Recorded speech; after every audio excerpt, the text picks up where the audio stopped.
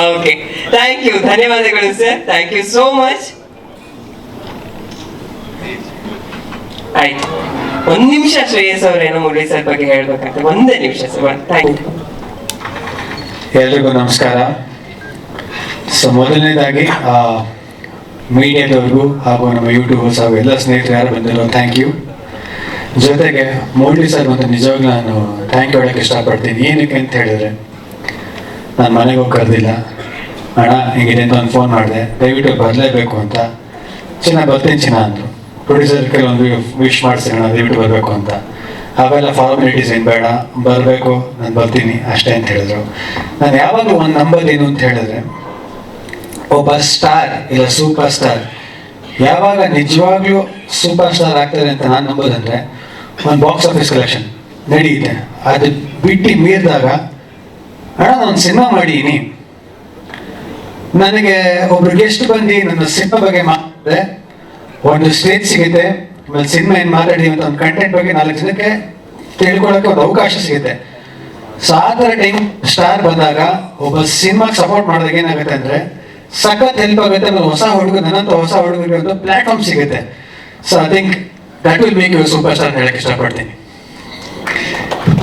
ಒಳ್ಳೇದಾಗಪ್ಪ Shreyas, that is all I would say. ನಿಮ್ಮ daddy ಜೊತೆ ನನ್ನ 3ನೇ ಸಿನಿಮಾ ಯಶವಂತ್, ಕೊಬ್ರಿ ಮಂಜಣ್ಣ, ನಮ್ಮ ಮಂಜಣ್ಣನವ್ರ ಜೊತೆ 3ನೇ ಪಿಕ್ಚರ್ ಯಶವಂತ್ ಅಂತ. ಇವತ್ತು ಆ ಸಾಂಗ್ ಸೂಪರ್ ಡೂಪರ್ ಹಿಟ್. ಅದು ಇವತ್ತು ಆ ಸಾಂಗ್ ಇಷ್ಟಪಡ್ತಾರೆ. ಅವ್ರ ಮನಸ್ಸು ಚೆನ್ನಾಗಿದೆ. ಯುವರ್ ಅ ಗುಡ್ ಗೈ. ಒಂದು ಒಳ್ಳೆ ಕಾಂಬಿನೇಷನ್, ಒಳ್ಳೆ ಡೈರೆಕ್ಟರ್ ಸರ್ ಜೊತೆ ಒಳ್ಳೆ ಕೆಲಸ ಮಾಡಿದ್ದೀರಾ. And nice good pair. And I think the songs are great. ಎಲ್ಲ ಚೆನ್ನಾಗಿರುತ್ತೆ, ಒಳ್ಳೇದಾಗಿದೆ, ಪಾಸಿಟಿವ್ ಆಗಿರ್ತೀನಿ, ಒಳ್ಳೇದಾಗಲಿ. ನಾನೇನು ಮಾಡಿಲ್ಲ, ನಿಮಗೋಸ್ಕರ ಬಂದೆ. ಗಾಡ್ ಬ್ಲೆಸ್, ಒಳ್ಳೇದಾಗಲಿ. ಬರಲಾ? Thank you so much sir. Thank you Murali sir.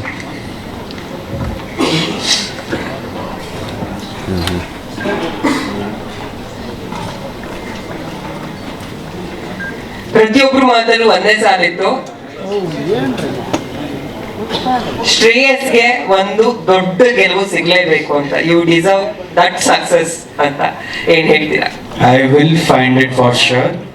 ನಾನು ಪಡ್ಡೆ ಹುಲಿಗೆ ಒಂದು ಡೈಲಾಗ್ ಹೇಳಿದ್ರೆ, ಯಾವಾಗಲೂ ನನ್ನ ನಾಲ್ಕು ಡೈಲಾಗು, ಎಷ್ಟೇ ಕಷ್ಟ ಆದ್ರೂ ಸರಿ, ಕಷ್ಟನ ಇಷ್ಟಪಟ್ಟು ಅನುಭವಿಸ್ತೀನಿ, ಆದರೆ ಸುಳ್ಳು ಹೇಳಿ ಯಾರನ್ನು ಮೋಸ ಮಾಡಲ್ಲ. ಯಾಕಂದ್ರೆ ನಾನು ಸಂಪಾದನೆ ಮಾಡ್ಬೇಕಾಗಿರೋದು ಸಕ್ಸಸ್ನೇ ಹೊರತು ಸಿಂಪತಿನಲ್ಲ. ಸುಲಭವಾಗಿ ಸಿಕ್ಕಿದ್ದು ಸಕ್ಸಸ್ ಅಲ್ಲ, ದಾರಿಯಲ್ಲಿ ಸಿಕ್ಕಿದ್ದು ಸಂಪಾದನೆ ಅಲ್ಲ, ಮೋಸ ಮಾಡ್ಕಿದ್ದು ಗೆಲುವಲ್ಲ, ಯಾಮಾಸಿ ಕಟ್ಟಿದ ಸಾಮ್ರಾಜ್ಯ ಅಲ್ಲ. ದಯವಿಟ್ಟು ಕ್ಯಾಮ್ರಾಗಳಿಗೆ ಅಡ್ಡ ಬರಬೇಡಿ. ನಾನು ಈ ಲೈಫಲ್ಲಿ ಸೋತ್ರು ಗೆಲ್ಲೋಕ್ಕೋಸ್ಕರ ಆಟದಾರಿ ಹಿಡಿಯಲ್ಲ ಅನ್ನೋ ತೃಪ್ತಿ ಸದಾ ಕಾಲ ನನ್ನ ಮೀಸೆ ತುದಿ ಮೇಲೆ ಆಗ್ತಾ ಇರುತ್ತೆ ಸರ್. ಎದ್ರು ಸರಿ ಬಿದ್ದು ಸರಿ ಎತ್ತೋ ಕಾಲನ್ನ, ಸೋತ್ರು ಸರಿ ಗೆದ್ದು ಸರಿ ತಿರುಗಿಸೋ ಮೀಸೆನ ಅಂತ ಒಂದು ಡೈಲಾಗ್ ಅವ್ರು ನಾಲ್ಕು ಬರ್ತಾ ನನಗೆ. ಸೊ ವಿಷ್ಣುಪ್ರಿಯ ಮತ್ತೆ ಬರ್ದಾಗಿದ್ರೆ, ನಾನು ಒಬ್ಬರು ನಿಲ್ಲಿ ನಾನು ವೇದಿಕೆ ಮೇಲೆ ಜೊತೆಗೆ ನನ್ನ ಸಪ್ತಮಿಗೌಡ, ನನ್ನ ಫ್ರೆಂಡ್ ಒಬ್ಬ ಕೇಳಿದ ತಕ್ಷಣ ನಾನು ಫೋನ್ ಮಾಡಿ ಹೇಳಿದೆ ಹಿಂಗೆ ಬರಬೇಕು ಅಂತ. ಸೊ ಬಂದರು, thank you, that's very sweet of you to come. ಜೊತೆಗೆ ನಮ್ಮ ಕವಿಗಳು. ಸೊ ಈ ಸಿನಿಮಾದಲ್ಲಿ ಯಾವುದು ಹಾಡು ಬಂದಿಲ್ಲ ಅಂದರೆ ನಾನು ಏನಕ್ಕೆ ಕವಿಗಳು ಬರಬೇಕು ಅಂದರೆ, ಅದ್ಭುತವಾದ ಹಾಡುಗಳನ್ನ ಕನ್ನಡ ಫಿಲ್ಮ್ ಇಂಡಸ್ಟ್ರಿ ಕೊಟ್ಟಿದ್ದಾರೆ ಕವಿಗಳು. Fantastic songs. ಸೊ ಅಂತ ಅಮೇಝಿಂಗ್ ಲಿರಿಕ್ ರೈಟು ಬಂದು ನಮ್ಮ ಸಾಂಗ್ ನೋಡಿದಾಗ ಅವ್ರಿಗೊಂದು ಫೀಲ್ ಏನಿರುತ್ತೆ ಅದನ್ನು ಹೇಳಿದಾಗ I think it is very good. So thank you ಕವಿಗಳು ಬಂದಿರೋಕ್ಕೆ. ಜೊತೆದಾಗಿ ಇಲ್ಲಿ ನನ್ನ ಸ್ನೇಹಿತರು ಚಂದ್ರಣ್ಣ, ಹೇಮಂತ್ ಅವ್ರು ಬಂದಿದ್ದಾರೆ. ಯಾವಾಗಲೂ ನನಗೆ ಸಿನಿಮಾ ಬಿಟ್ಟು ಆಫ್ಲೈನ್ ಏನಾರು ಮಾಡೋ ನೀನು ನನ್ನ ಜೊತೆಗಿದ್ದೀನಿ ಅಂತ ಹೇಳಂತ ನನಗೆ ಅಣ್ಣನ ಸ್ಥಾನದಲ್ಲಿ ನಿಂತಿರೋ ಅಂತ ನನ್ನ ಬ್ರದರ್ಸ್ಗೆ ಥ್ಯಾಂಕ್ ಯು ಹೇಳಕ್ಕೆ ಇಷ್ಟಪಡ್ತೀನಿ. ಈ ಸ್ಟೇಜ್ ನಾನು ನಿಜವಾಗ್ಲೂ ಒಂದು ನಂಬ್ತೀನಿ, ಯಾವಾಗಲೂ 6 ವರ್ಷಕ್ಕೆ 2 ಸಿನಿಮಾ ಮಾಡಿದೆ ನಾನು. ಏಪ್ರಿಲ್ ಬಂದು 6 ವರ್ಷ 2 ಸಿನಿಮಾ ಮಾಡಿರೋದು.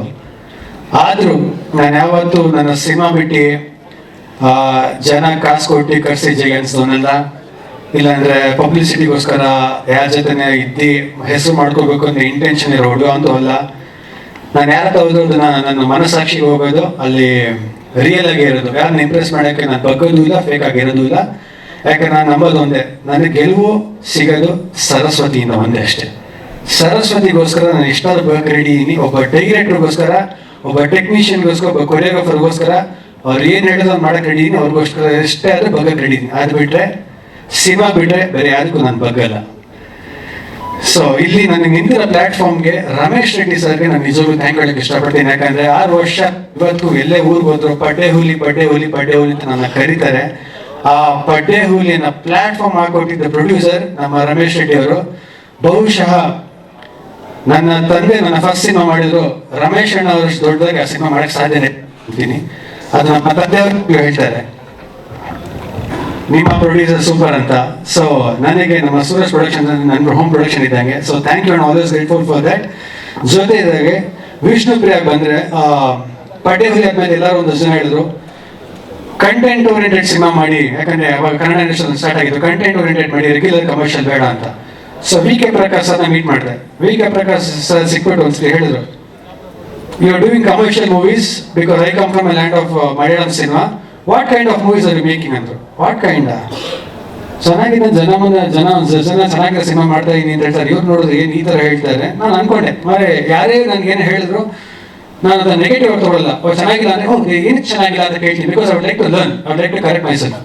ಹಿ ಸೆಡ್ ನೀವು ಮಾಡ್ತಾರೆ ಆಕ್ಟಿಂಗ್ ಅಲ್ಲ, ಓಕೆ ಸರ್ ನೀವು ಹೇಳಿ ಸರ್ ಏನ್ ಮಾಡ್ಬೇಕು ಅಂತ ಹೇಳಿದ್ರೆ. ಸೊ ಅವರು ವಿಷ್ಣು ಪ್ರಿಯಾ ಒಂದು ಕ್ಯಾರೆಕ್ಟರ್ ಹೇಳಿದ್ರು. ನಾನು ರಿಹರ್ಸಲ್ಸ್ ಮಾಡಲ್ಲ, ಇನ್ ಕ್ಯಾರೆಕ್ಟರ್ ಮಾತ್ರ ಅರ್ಥ ಮಾಡ್ಕೊಂಡು ಒಂದಷ್ಟು ವರ್ಕ್ಶಾಪ್ ಮಾಡಿದ್ದೆ ನಾನು ಪ್ರಿಯಾ ಅವರೆಲ್ಲ. ಸೊ ಅದಷ್ಟು ಪರ್ಫಾರ್ಮ್ ಮಾಡಾದ್ಮೇಲೆ is a very good director. ಅವರು 2 ಸತಿ ನ್ಯಾಷನಲ್ ಅವಾರ್ಡ್ ಗೆದ್ದಿರೋ ಡೈರೆಕ್ಟರ್. ತುಂಬಾ ಇಂಡಿಯಾದಲ್ಲಿ ಅದ್ಭುತವಾಗಿ ಆಕ್ಟರ್ಸ್, ಕ್ರಿಟಿಕಲಿ ಗೆದ್ದಿರೋ ಆಕ್ಟರ್ಸ್ ಜೊತೆ ಕೆಲಸ ಮಾಡಿರೋ ಡೈರೆಕ್ಟರ್. ಸೊ ಜೊತೆ ಮಾಡಿದಾಗ ಪರ್ಫಾರ್ಮೆನ್ಸ್ ಹಿಂಗೆ ಬೇಕು, ಇದೇ ತರ ಬೇಕು ಅಂದಾಗ ಬರೀ ಪರ್ಫಾರ್ಮೆನ್ಸ್ ಮೇಲೆ ಫೋಕಸ್ ಮಾಡಿರೋ ಸಿನಿಮಾ ವಿಷ್ಣು ಪ್ರಿಯಾ. ಒಂದು ಕಂಟೆಂಟ್ ಓರಿಯೆಂಟೆಡ್ ನೈಜ ಘಟನೆಯಿಂದ ನಮ್ಮ ನಿರ್ಮಾಪಕರು ಹೇಳಿದ್ರು ಇಲ್ಲಿ ನನ್ನ ಕತೆ ತಂದಿರೋದು ಅಂತ. ಸೊ ಆ ಕಥೆಗೆ ಒಂದು ಸಖತ್ ಇಂಟೆನ್ಸ್ ಲವ್ ಸ್ಟೋರಿನೇ ವಿಷ್ಣು ಪ್ರಿಯಾ. ಜೊತೆಗೆ ಪ್ರಿಯಾ ಅವರು ಮೊದಲನೇದಾಗಿ ಫಸ್ಟ್ ಟೈಮ್ ಕನ್ನಡದಲ್ಲಿ ಆಕ್ಟ್ ಮಾಡಿದ್ದಾರೆ. So welcome to the Kannada film industry Priya. ಈ ಹುಡುಗಿಗೆ ಕನ್ನಡ ಗೊತ್ತಿರಲಿಲ್ಲ, ಬಟ್ ನನ್ಗೆ ಆಕ್ಟರ್ ಯಾವ್ದು ಬಂದಿರುತ್ತೆ ಪ್ರಾಂಪ್ಟ್ ಮಾಡಿದ್ರೆ ಆಗಲ್ಲ. ಆಕ್ಟರ್ ಯಾವ್ದು ಡೈಲಾಗ್ ಕಲ್ತ್ಕೊಂಡ್ಬರ್ಬೇಕು, ನಾನು ಹಿಂಗೆ ಇವ್ರು ಕಲಿತಾರೆ ಅಂತ ಅನ್ಕೊಂಡೆ. But I was really amazed by your work ethic. ಯಾಕಂದ್ರೆ ಪ್ರತಿದಿನ ಕನ್ನಡ ಡೈಲಾಗ್ಸ್ ಇಂಗ್ಲಿಷ್ ಅಲ್ಲಿ ಬರ್ಕೊಂಡು ಹಿಂದಿನ ದಿವಸ ಪ್ರಾಕ್ಟೀಸ್ ಮಾಡ್ಕೊಂಡು ಬಂದು ಬೆಳಿಗ್ಗೆ ಪರ್ಫಾರ್ಮ್ ಮಾಡ್ತಾ ಇದ್ದ ಹುಡುಗಿ. So I really congratulate you on that. ಜೊತೆಗೆ ನಮ್ಮ ಟೆಕ್ನಿಷಿಯನ್ ವಿನೋದ್ ಭಾರತಿ ಅವರು DOP ತುಂಬಾ ಅದ್ಭುತವಾಗಿ ತೋರಿಸಿದ್ರು. ಯಾಕಂದ್ರೆ ನನಗೆ ಫಸ್ಟ್ ವಿನೋದ್ ಭಾರತಿ ಅವರು ಅಂದಾಗ ನನಗೆ ಟೆನ್ಷನ್ ಇತ್ತು. ನಾನೊಬ್ಬ ಹೊಸ ಹುಡುಗ, ನನಗೆ ಟೆನ್ಷನ್ ಇತ್ತು. ಯೂಶಲಿ ಟೆನ್ಷನ್ ಇದ್ದೇ ಇರೋದು ಆಕ್ಟರ್ಗೆ, ಓಕೆನಾ ಅಂತ. ಸರ್ ನಿಮ್ಮನ್ನ ಬೇರೆ ತರ ತೋರಿಸ್ತೀನಿ ಅಂತ ಹೇಳಿದ್ರು. ನಾನು ನಿಜವಾಗ್ಲೂ ಸಿನಿಮಾದಲ್ಲಿ ತುಂಬಾ ಮುದ್ದಾಗಿ ನನ್ನ ತೋರಿಸಿದ್ರು. Thank you Vinod sir. ಜೊತೆಗೆ ಗೋಪಿ ಸುಂದರ್ ಅವರು ಅದ್ಭುತವಾಗಿರೋ ಮ್ಯೂಸಿಕ್ ಮಾಡ್ಕೊಟ್ಟಿದ್ದಾರೆ. ಬ್ಯಾಕ್ ಗ್ರೌಂಡ್ ಸ್ಕೋರ್ ಅಂತ ತುಂಬಾ ಚೆನ್ನಾಗಿದೆ BGM. So thank you for the whole team. ಹಾಗೆ ಜೊತೆಗೆ ನನಗೆ ನಾನು ನಂಬಿ ಒಂದು ಆಪರ್ಚುನಿಟಿ ಕೊಟ್ಟು ಒಂದು ಸಿನಿಮಾ ಮಾಡಿದ ಪ್ರೊಡ್ಯೂಸರ್ ನಮ್ಮ ಅಪ್ಪ ಕೆ ಮಂಜು ಅವ್ರಿಗೆ ನಾನು ದೇವರೇ ಥ್ಯಾಂಕ್ ಹೇಳಕ್ಕೆ ಇಷ್ಟಪಡ್ತೀನಿ. ಯಾಕಂದ್ರೆ ನಮ್ಮ ಅಪ್ಪ ಆದ್ರೂ ಅವರು ಒಂದು ಸ್ವಲ್ಪ ಸಿನಿಮಾ ವಿಷಯಕ್ಕೆ ಬಂದ್ರೆ ಇಬ್ಬರು ಕಮರ್ಷಿಯಲ್, ಅವ್ರಿಗೂ ಇಂಟ್ರೆಸ್ಟ್ ಇದ್ರೆ ಮಾತ್ರ ಮಾಡ್ತಾರೆ. ಆಮೇಲೆ working with K Manju sir, ನಾನು ನಮ್ಮ ತಂದೆ ಅಂತ ಹೇಳ್ತಲ್ಲ, he is not a small man, he is a legend. ನಾನು ನಮ್ಗೆ ಏನಕ್ಕೆ ಅಂತ ಹೇಳಿದ್ರೆ ಸ್ಟಾರ್ಟಿಂಗ್ ಅಲ್ಲೆಲ್ಲ ಈಸಿಯಾಗಿ ಹೋಗ್ಬಿಡ್ತೀವಿ ನಾವು ಸಿನಿಮಾದಲ್ಲಿ, ಬಂತಪ್ಪ ಸಿಕ್ತಪ್ಪ ಅಂತ. ಒಬ್ಬ ಮನುಷ್ಯ ಆಟೋ ಡ್ರೈವರ್ ಆಗಿ ಬಂದಿದ್ದ ಮನುಷ್ಯ 42 ಸಿನಿಮಾ ಮಾಡಿ ಡಾಕ್ಟರೇಟ್ ಹೋದ್ರೆ ಸುಲಭ ಅಲ್ಲ. ಸೊ ಕಲಿಯೋದು ಎಷ್ಟೊಂದು ಸಿಗುತ್ತೆ. ಮುಂಚೆ ಅನ್ಕೋತೆ ಏನಪ್ಪ ಬೈತಾರೆ ಇವರು ಅಂತ. ಯಾರ ಜೊತೆ ಕೆಲಸ ಮಾಡಿದ್ರು, ನಮ್ಮ ಬಾಸ್ ವಿಷ್ಣು ಸರ್ ಜೊತೆ ಮಾಡಿದ್ದಾರೆ, ಕಮಲ್ ಹಾಸನ್ ಅವ್ರ ಜೊತೆ ಮಾಡಿದ್ದಾರೆ, ಕನ್ನಡ ಇಂಡಸ್ಟ್ರಿ ತಂದಿದ್ದಾರೆ, ಮಮ್ಮೂಟಿ ಅವ್ರ ಜೊತೆ ಮಾಡಿದ್ದಾರೆ, AR ರೆಹಮಾನ್ ಕರ್ಕೊಂಡ್ ಬಂದಿದ್ದಾರೆ. He is not a small producer, he is a very big producer. 2019 ಅಲ್ಲಿ ಇನ್ನೂ 4-5 ಒಂದ್ಸತಿ ಹಾರ್ಟ್ ಸರ್ಜರಿ ಆದ್ಮೇಲೆ ನಾವು ಹೇಳಿದೆ ದಯವಿಟ್ಟು ಸಿನಿಮಾ ಸ್ವಲ್ಪ ಕಡಿಮೆ ಮಾಡಿ ಅಚೀವ್ ಮಾಡಿದ್ರೆ ಬಿಡಿ ಅಂತ. ಸೊ ಅವ್ರಿಗೊಂದು ಸಖತ್ ಸಿನಿಮಾ ಸೆನ್ಸಿನ ಒಂದು ಒಳ್ಳೆ ಕತೆ ಮಾಡಿಸಿದ್ರು. ಫಸ್ಟ್ ನಂಗೆ ಮಾಡಕ್ ಇಷ್ಟ ಇಲ್ಲ ಅದನ್ನ, ಬಟ್ ಇವತ್ತು ಸಿನಿಮಾ ನೋಡಿದ್ರೆ ಒಂದು ರೆಗ್ಯುಲರ್ ಕಮರ್ಷಿಯಲ್ ಬಿಟ್ಟು ಒಂದು ಕಂಟೆಂಟ್ ಓರಿಯೆಂಟೆಡ್ ಮೂವಿ ಜೊತೆ ಒಂದು ಕಮರ್ಷಿಯಲ್ ಆಸ್ಪೆಕ್ಟ್ ಇಟ್ಕೊಂಡು ಬಂದಿರೋಂಥ ಸಿನಿಮಾ ಕತೆ ಕೊಡ್ಸೋದಕ್ಕೆ ಥ್ಯಾಂಕ್ ಹೇಳಕ್ಕೆ ಇಷ್ಟಪಡ್ತೀನಿ. ಜೊತೆಗೆ ಒಂದು ಹೇಳಕ್ಕೆ ಇಷ್ಟಪಡೋದಂದ್ರೆ ಪ್ರತಿಯೊಬ್ಬ ಹುಡುಗರು ಕನ್ನಡ ಇಂಡಸ್ಟ್ರಿಯಲ್ಲಿ ಇವತ್ತು ಹೊಸಬ್ರು ಒಳ್ಳೊಳ್ಳೆ ಸಿನಿಮಾಗಳನ್ನ ಮಾಡಿ ಮುಂದೆ ಬರೋಕ್ಕೆ ಪ್ರಯತ್ನ ಪಡ್ತಾ ಇದೀವಿ. ನಾನು ನಮ್ಮ ಆಡಿಯನ್ಸ್ ಅಲ್ಲಿ ಕೇಳ್ಕೊಡೋದಿಲ್ಲ, ಹೇಳೋದೇನು ಅಂತ ಹೇಳಿದ್ರೆ ಒಳ್ಳೆ ಟ್ಯಾಲೆಂಟ್ಸ್ ಬಂದಾಗ ಸಪೋರ್ಟ್ ಮಾಡಿ, ಹೇಳಕ್ಕೆ ಚೆನ್ನಾಗಿರುತ್ತೆ, ಇದು ಮಾಡಿ ಅದು ಮಾಡಿ ಅಂತ ಮಾಡಿದವ್ರಿಗೆ ಸಪೋರ್ಟ್ ಮಾಡಿದಾಗ ಏನಾಗುತ್ತೆ ಅಂದ್ರೆ ಇನ್ನು 10 ಜನಕ್ಕೆ ಚಾನ್ಸಸ್ ಸಿಗುತ್ತೆ. ಆಮೇಲೆ ಮಾಡಿರೋಂಥವ್ರು ಇನ್ನು 5 ಚಾನ್ಸಸ್ ಸಿಗುತ್ತೆ. ಯಾಕಂದ್ರೆ ಆಲ್ ಅವರ್ ಹಾರ್ಟ್ ಅನ್ಸು ನಾವು ಕೆಲಸ ಮಾಡ್ತೀವಿ. ನನಗೆ ಸಿನಿಮಾ ಬಿಟ್ಟರೆ ಬೇರೆ ಗೊತ್ತಿಲ್ಲ. ನಂಗೆ ತುಂಬಾ ಜನ ಹೇಳ್ತಾರೆ, ಯಾಕಪ್ಪ ಒಂದು ಸಿನಿಮಾ ಮಾಡ್ತೀಯಾ, ಆರಾಮ ನನ್ನ ಪಪ್ಪ ಮಾಡ್ಬಿಡು ನಿಮ್ದೇ ಆಗಿರೋದು ಅಂತ. ನನಗೆ ಕಾಸು ಊಟ ಮಾಡಕ್ಕೆ ಹಾಕೊಳ್ಳೋ ಬಟ್ಟೆ ಅಷ್ಟೇ ಸಾಕು, ನಂಗೆ ಬಿಟ್ಟರೆ ಕಾಸು ನೆಸೆಸರಿ ಇಲ್ಲ. ನನಗೆ ಸಖತ್ ಖುಷಿ ಸಿಗೋದು ಅಂತ ಹೇಳಿದ್ರೆ ಓಕೆ ಕಟ್ ಅಂತ ಆಮೇಲೆ ಬಂದು ಮಾನಿಟರ್ ಪ್ಲೇ ಬ್ಯಾಕ್ ಅಂತ ಹೇಳಿದಾಗ ಒಂದು ಪ್ಲೇ ಬ್ಯಾಕ್ ನೋಡ್ತೀವಲ್ಲ, ಆ ಪ್ಲೇ ಬ್ಯಾಕ್ ನೋಡಿದಾಗ ಆಗ ಖುಷಿ ನಮ್ಮ ಅಮ್ಮನಾಡೆ ನಂಗೆ ಬೇರೆ ಏನು ಆ ಸುಖ ಸಿಗಲ್ಲ.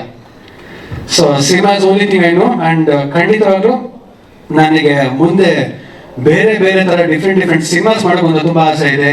ಮಲ್ಟಿ ಲ್ಯಾಂಗ್ವೇಜ್ ಸಿನಿಮಾಸ್ ಮಾಡೋಕೆ ಒಂದು ಆಸೆ ಇದೆ. ಸೊ ಆಸೆಗೆ ವಿಷನ್ಗೆ ಅದಕ್ಕೆ ಲಿಮಿಟ್ ಇಲ್ಲ. ಸೊ ನಾನು ಕನ್ಸು ಕಾಣೋ ವ್ಯಕ್ತಿ. ಯಾಕಂದ್ರೆ ನಾನು ಇತ್ತೀಚೆಗೆ US ಹೋಗಿದ್ದಾಗೂ ನಾನು ಇದು ಫನ್ನಿ ಅನ್ಸೋದು ಏನು ಅನ್ಸೋದು, ಬಟ್ ಇದು ಸತ್ಯ. ನಾನು ಹಾಲಿವುಡ್ಡಿಂದನೂ ಲೈಕ್ ಯಾರನ್ನ ಅಲ್ಲಿ ಕೆಲಸ ಮಾಡೋಂಥ ಡೈರೆಕ್ಟರ್ಸ್ ಅವ್ರ ಹತ್ರ ಕಲಿಯಕ್ಕೆ ಸಿಗುತ್ತೆ, ಅವ್ರ ಹತ್ರ ವರ್ಕ್ಶಾಪ್ ಮಾಡೋಕ್ಕಾಗತ್ತ ಅಂತ ಹೋದಂಥ ಹುಡುಗ ನಾನು.